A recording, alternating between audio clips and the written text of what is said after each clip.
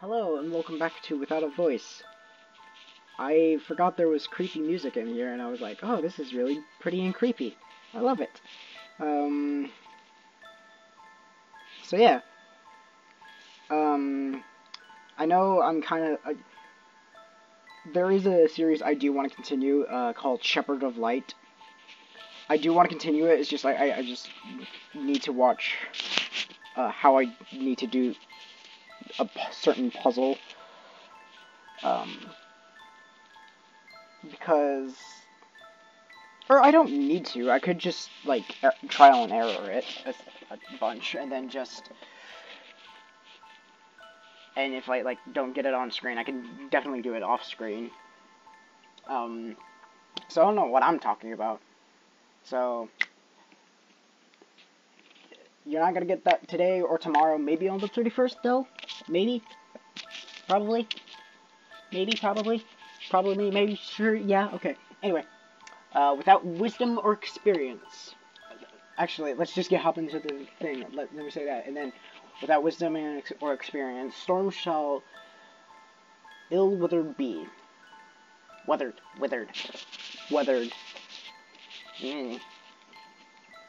But when you are nearby, dear one, no storms can bother me. Day 3. Dun, dun, dun.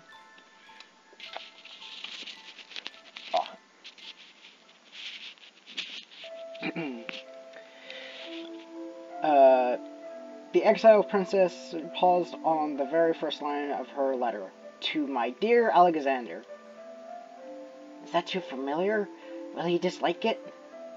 The brother of her memory was a kind boy, but rather stiff, and particularly mindful of decorum.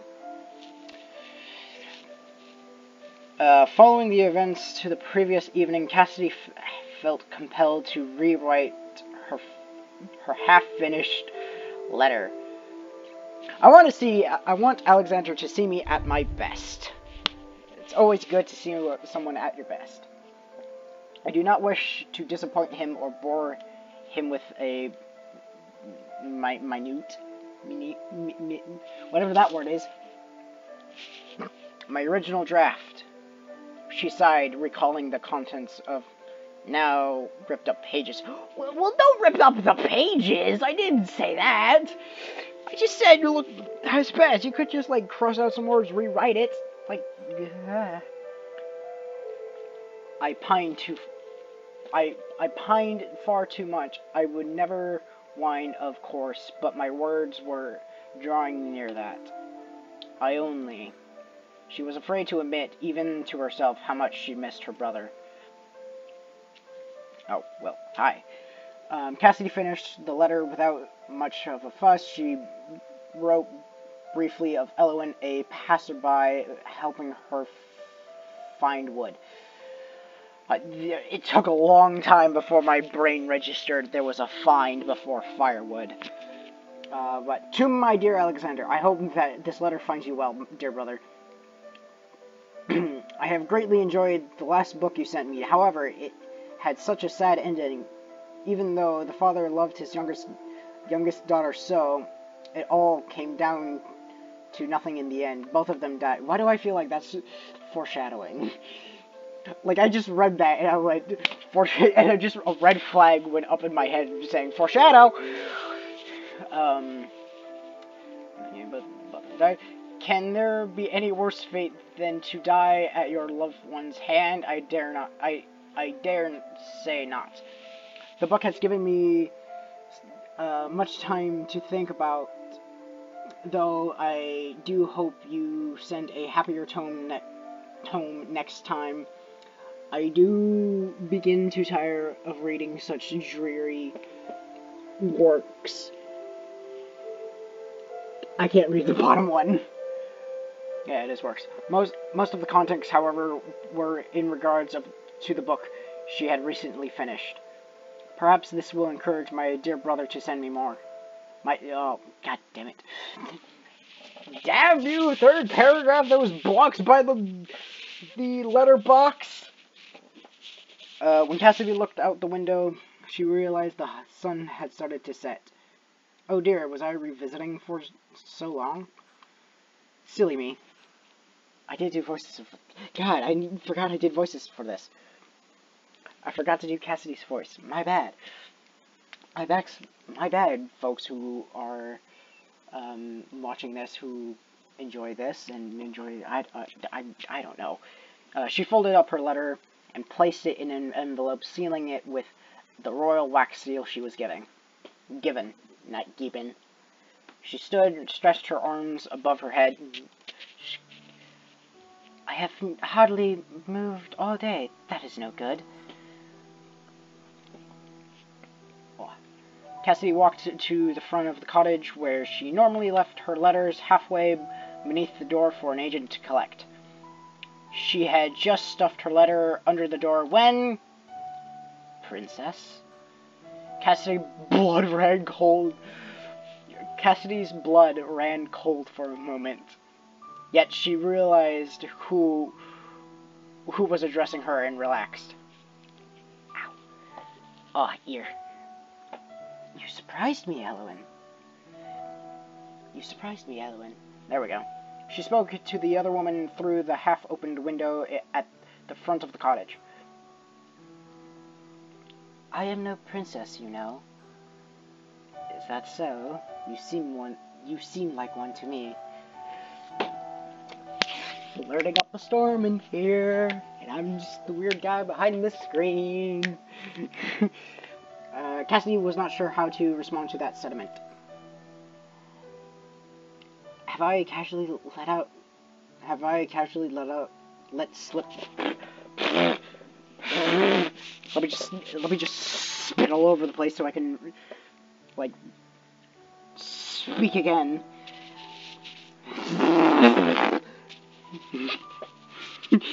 Anyway, have I casually let slip that I was a princess? I do not realize that I still behaved in the manner of one. I mean, you're in, like, the olden times, everyone is like, oh, the king and queen, we must act like them, and therefore we are acting like royalty. Lifelong habits cannot, so... My brain is having aneurysms reading this. Lifelong habits cannot so soon be discarded, it seems. There's an envelope under the door. Oh yes, do leave it there. It's outgoing. Outgoing? Elowen paused for a long while, but she said no more on the subject. May I come in? Of course. I'm so sorry. I should have invited you sooner. I was so taken back. I was so taken aback, you see. I did not mean to surprise you so. It's all right. A happy surprise. I am so glad to see you. The voices have probably changed drastically from, like, everywhere. From the first and second video. She opened the door, ushered Elowen in, and ushered Elowen inside. This time,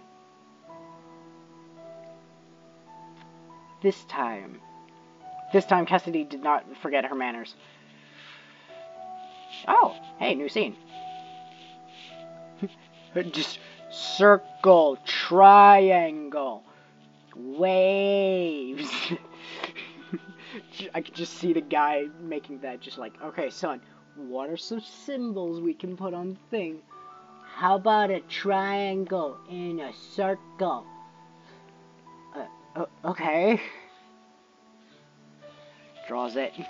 Okay, what about this one? This one has water in it. Waves! Oh, I should stop relying on my son to draw these. Okay, draws waves. Out they go. Alrighty, I guess. She quickly flew into the kitchen to make her guest some tea and pull out the crackers.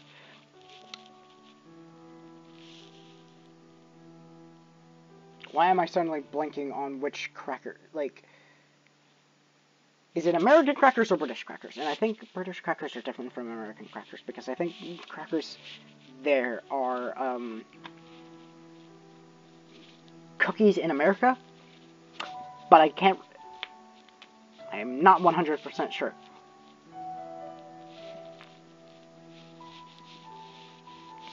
Anyway, she pulled out the crackers she set aside for such an occasion. Elowen politely sipped the tea. I flippin' hate tea. It's disgusting, but did not touch the crackers. I suppose she has already eaten. I wonder why she doesn't eat. She probably already eaten. There's a healthy glow to Elowen's face. I suppose she has already eaten. She strikes me as the type who would worry about her figure. Yeah, you both do, actually, kinda. And it's alright, and it's so late in the day already. Yes, I'm sure she has already supped. I guess that's the word. And can eat no more. Cassidy endeavored not to take offense and instead greedily partook of the crackers herself. The two women talked pleasantries for some time, though it became rather apparent that Elowen's attention lay elsewhere. Is everything quite alright? Why do you ask? You seem somewhat reserved. That is more than usual. That letter... Oh shit. And the music cut on. Oh shit. You said it was outgoing.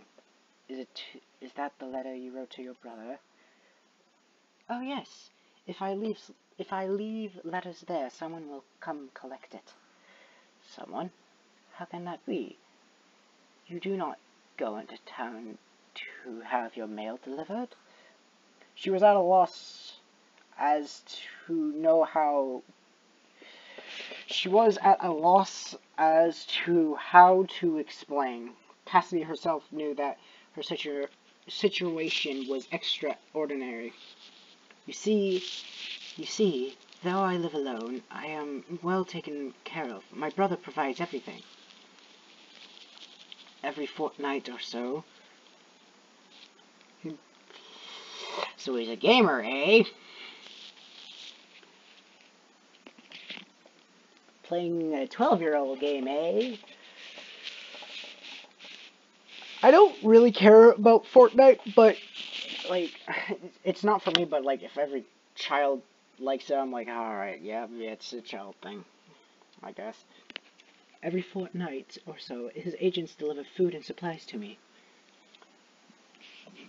Someone is around to collect my outgoing letters once or twice a day. I only send my brother letters, of course.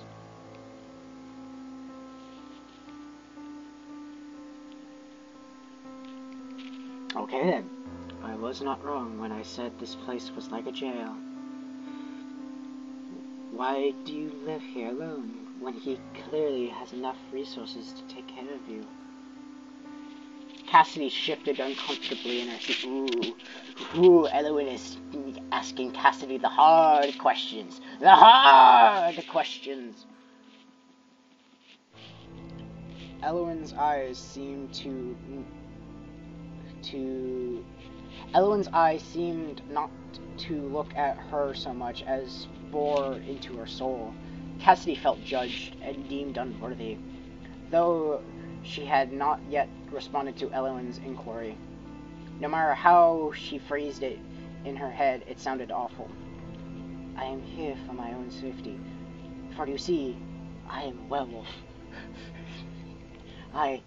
She took a deep breath. When you called me princess earlier, you were not far off the mark. I once was a princess, though I am no longer.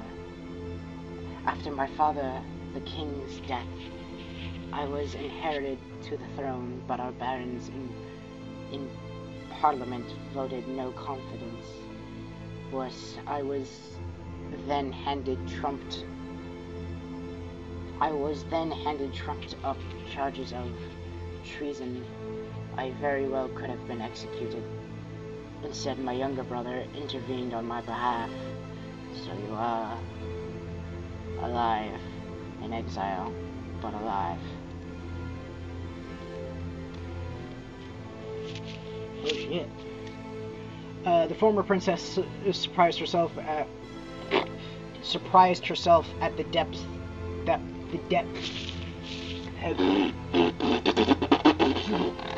there we go.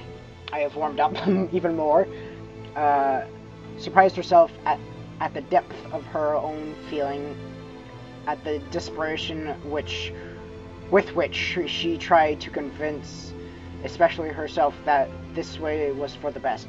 The music kicked up and was like, BAM! No. I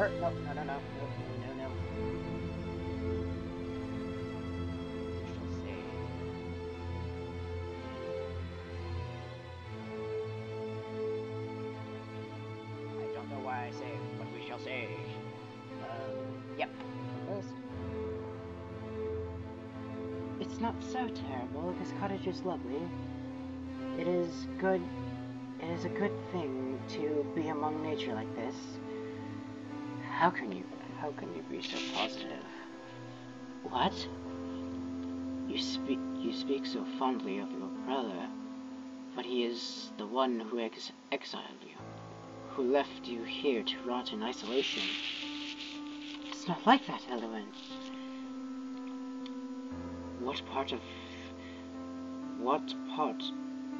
of what I said is false? Tell me.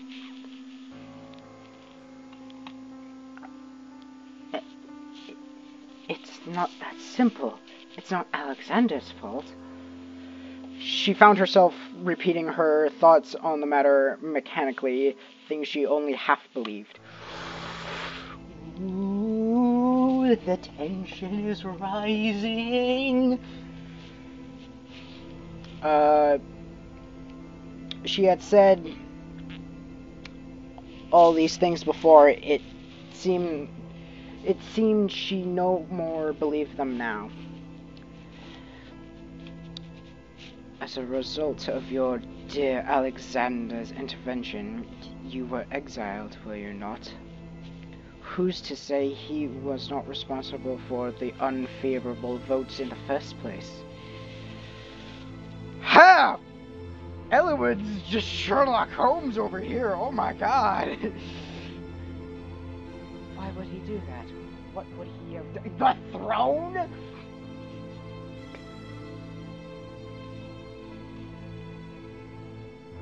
Yeah, the throne is what he would gain. The country that you guys live in. It was not my brother's fault. He could have let them kill me, but I am alive thanks to him. Did he also kill his dad? That could be a possibility as well. Ooh, Eluin, are you going to say that as well, or are you going to leave that to me? I've previously stated my belief that you are kind and good. I have now recited my opinion. You are a blind fool. Oh shit! As I am mute, you are... What the fuck? How are you mute? What? As I am mute, you are blind. Altogether too blind to the selfish ways of the world. Yeah, okay, but how are you mute? Like, I don't understand that. What is your meaning? It is nothing. Believe in your brother all you wish. But you cannot deny that there is a truth to what I've said.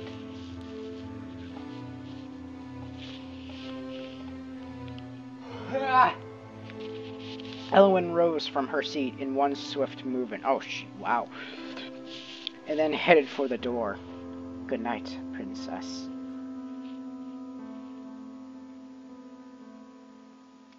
I am princess no longer.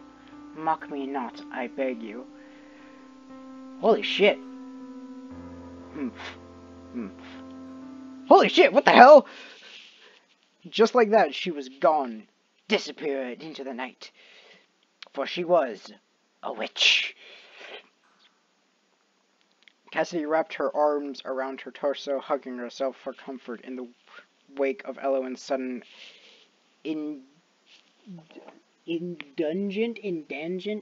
whatever that is, indulgent anger, I think. Feeling comfort none, the former princess squeezed her eyes shut. Oh, Alexander, if only she knew you as I do, then she would understand.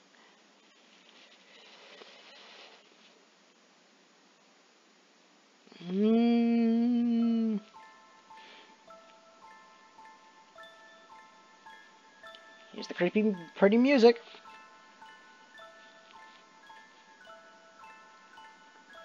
I really gotta figure out what, like, this is, because I kind of want it. Like, want it as in, like, listen to it. There is a treasure that can't be bought. Love.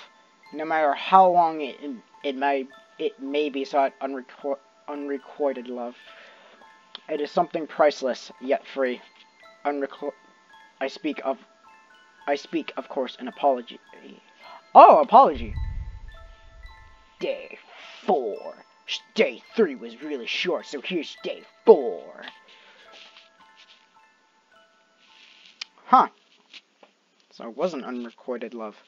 Oh, that's the bed. That's weird. After a restless sleep, Cassidy awoke to the sun's harsh rays. She stretched, arching her back to release the tension there. Finally, her gaze went to the front door. There was a distinct lack of a letter beneath it. They must have come in the night.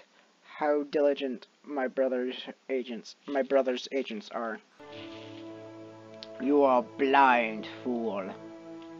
Blind fool! Look at the blind fool! All at once, the memories of her argument with Elowen nearly knocked the wind out of her. Wow. I cannot believe I divulge such secrets to someone I barely know. She is your lover! Though you may not know it now, she is your lover! Cassidy was puzzled both at herself and at Elowen's odd behavior. What a shock that was. I'm sure she had her reasons. Yeah, I'm gonna say I'm sure she had her reasons.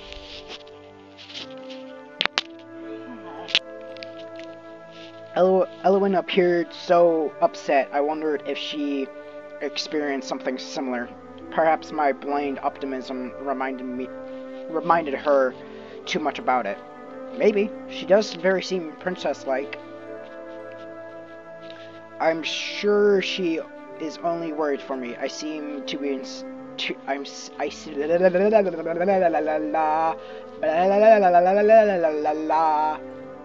What's this? Ah, that thing. I'm sure she is only worried for me. I seem to inspire that breed of pity in others.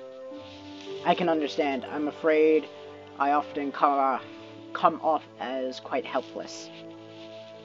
I must ask her about her own life. We know so little about each other. It's no wonder she would react that way. One can draw conclusions based on what one already knows.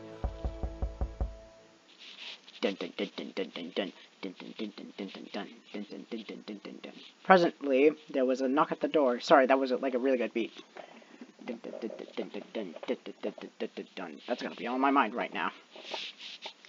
Given how long it had been since her last shipment, as well as the fact that Elowen was far more likely to announce her presence in words, Cassidy could draw but one conclusion.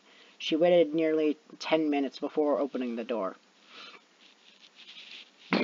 It was protocol. She knew not who her brother sent, and it was unclear whether they knew whom they were delivering to. The royal family of Viromir has a distinctive look to them. It would not do for too many people to know who she was, or that a former princess dwelled here. Hello? When she finally allowed herself to open the door, she found a large wooden crate not unlike the previous ones. Sitting atop the crate's contents was a sealed envelope. Cassidy instinctively recognized the severe curvage. To my dear sister, I am glad to hear that you are adjusting well to life at that cottage. Doubtless, there are many things that challenge you, given your former life. But we must all make the best of things. I know that you have too much time on your hands, so I have been sure to enclose more books for you to read. You may one day be called upon to marry well for the advantage of the king and country. As such, it is of the utmost importance that you keep your mind sharp and your hands unnidled? I don't know what that word was. The last part seemed to have been written later, as the script looked slightly different. I think of you often. I worry about you more still. Be safe in the forest. And keep yourself, though I know that is difficult for you. Please await my next letter. I remain your loyal brother, A. She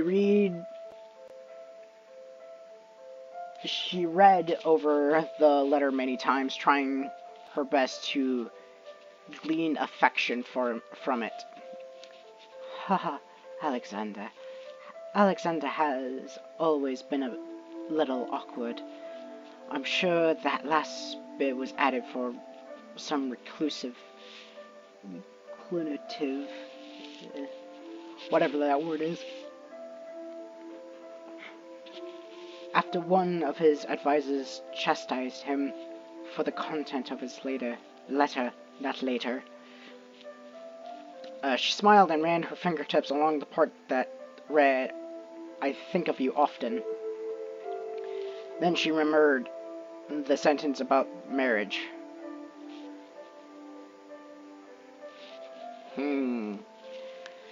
Do I want to be a lesbian, or do I want to be an ace?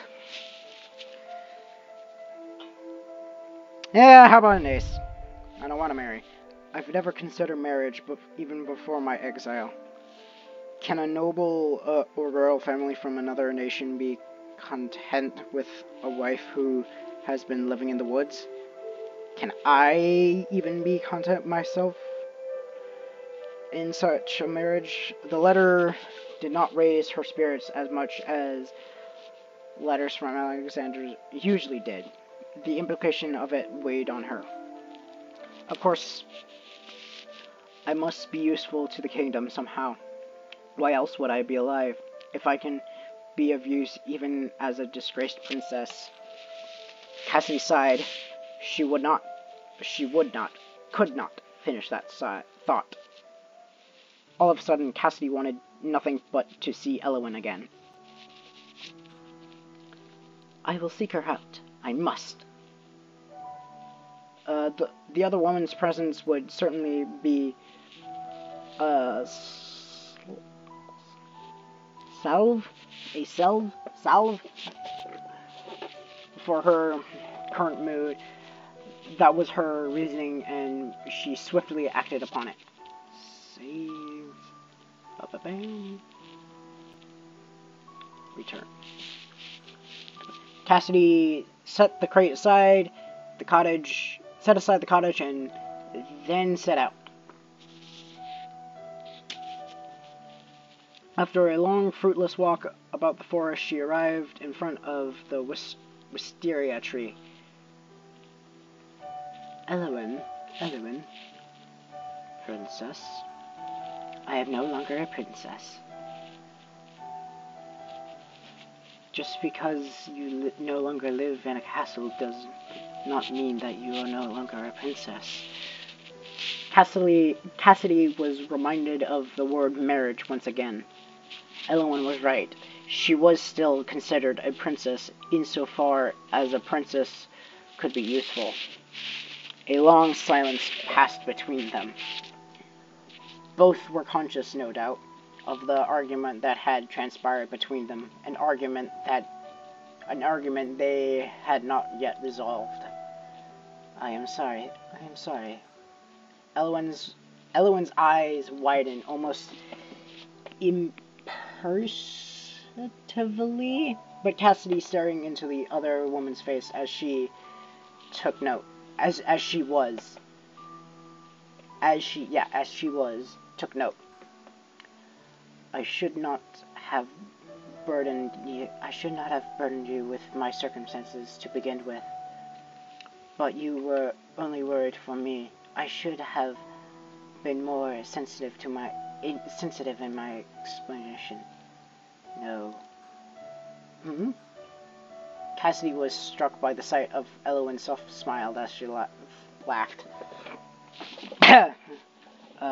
The former princess's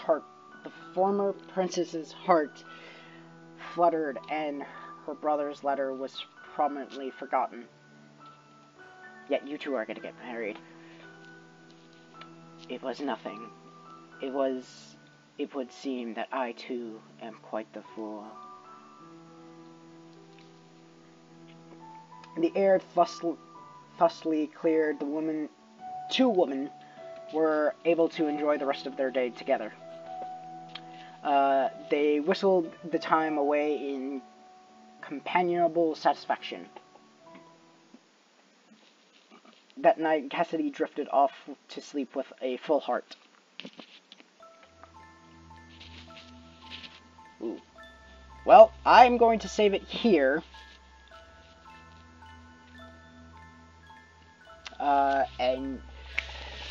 And yeah, that's a really good. We got some more lore. We got a theory in there. That's interesting. Yeah.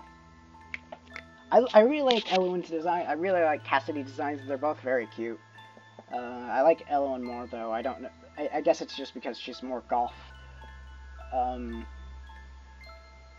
So yeah. So thank you guys for watching. If you guys liked it, leave a like, subscribe, and when you subscribe, ring the bell so you can get more notifications of when I upload, Without a Voice. And yeah, I will be playing other stuff like more Henry Stickmin, and you will get a new series tomorrow. So yeah. So with that, I will see you guys in the next issue. See ya.